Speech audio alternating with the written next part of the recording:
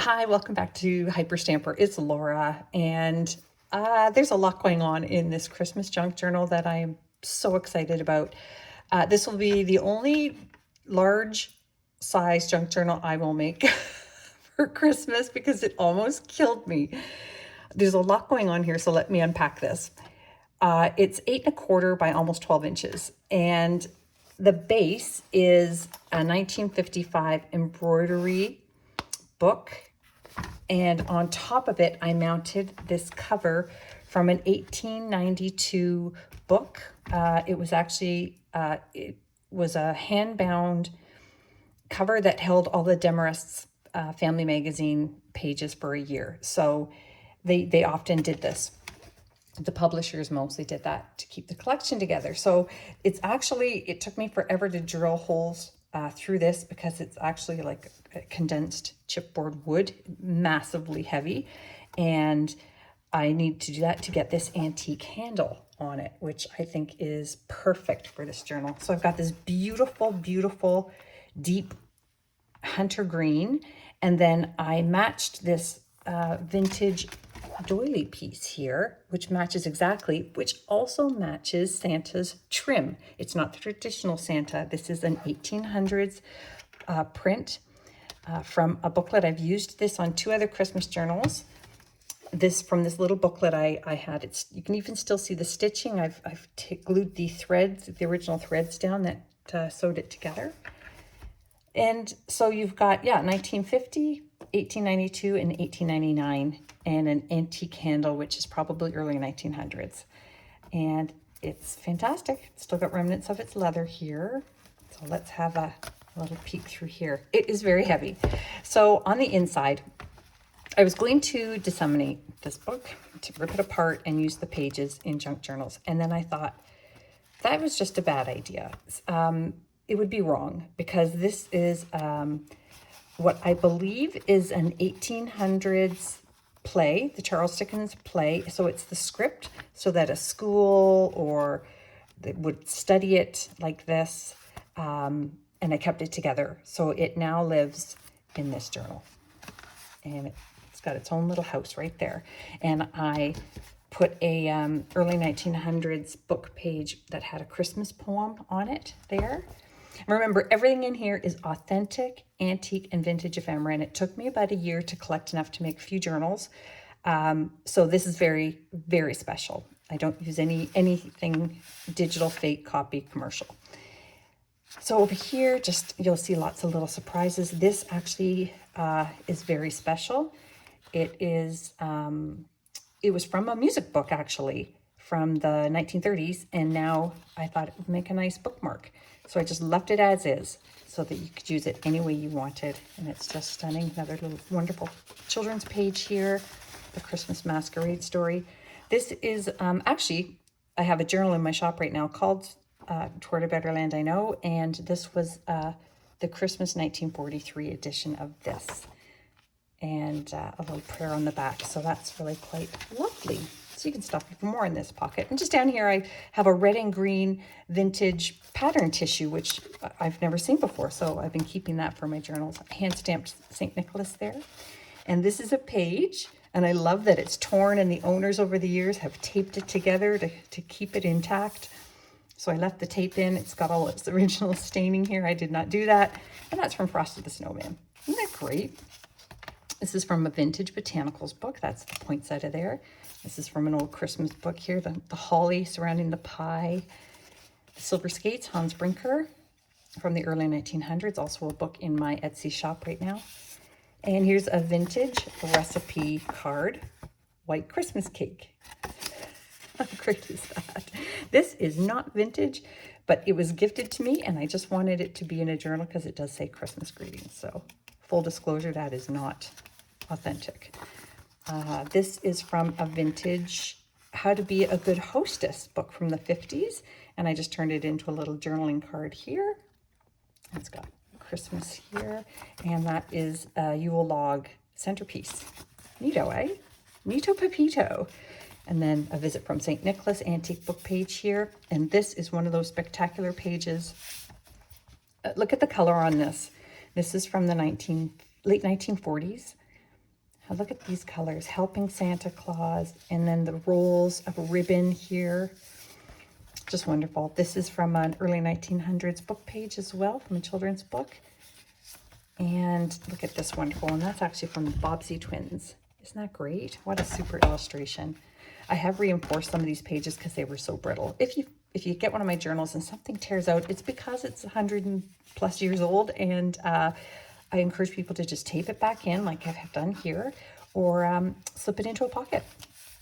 Look at this wonderful image of a man being pulled on his little sled there by a reindeer. This is from the 1920s, Joy to the World, and look at this unbelievable image here. Come peasant king to own him. Isn't that wonderful? And that's at the manger. It is stunning. You could take that out and frame it if you wanted. It's pretty spectacular and has some value. This also has some value. This is from Curves and Ives plate book from 1902. So on this side, we have a wonderful trotting cracks on the snow. So they're having sled races here. And then on the flip side here, it's so big, I'm having a hard time getting it in the camera. It's called Early Winter, plate 115. And they're out skating and playing on the ice on the pond. Absolutely fantastic.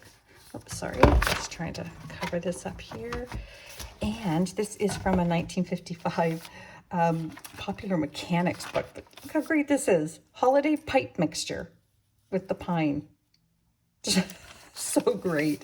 Just a little bit of vintage trim up here. I hand stamped a cardinal in Santa's bag here. And this is from an early 1920s children's book as well, St. Nicholas, before they started calling him Santa. So it actually might even be earlier than that. And this came from a wonderful 1920s book. It's got that lovely cardstock paper and it's kind of fuzzy. Look at this sweet little image here. I'm sorry, I'll go a little faster now. This is from a vintage book. It's not antique. 12 Days of Christmas. And this is from the 1892 Demarest magazine.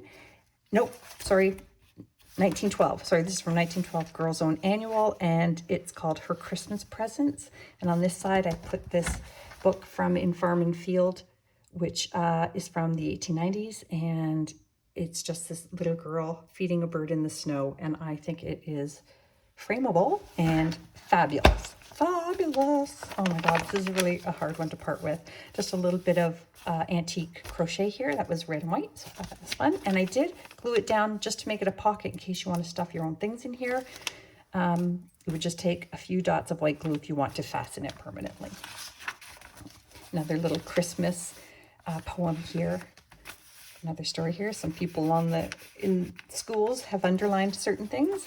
Just some pine cones here from a vintage plant book, a Christmas Carol book page here from a Christmas Stories book, and I made this tag out of a very old inside of a book and just added that from a book, Merry Days. I love the staining on there. And then this pocket here is made from a little children's book image. Sorry, meeting a snowman. He tells him all about that. How wonderful. Just a few tea-dyed pages in there to help you do your own artwork or journaling, or add your own collections to. More pine cones. And look at this lovely little image from a 1930s children's book page. And over here, I've put another one of these wonderful Christmas story pages. And this is Scrooge and one of the ghosts.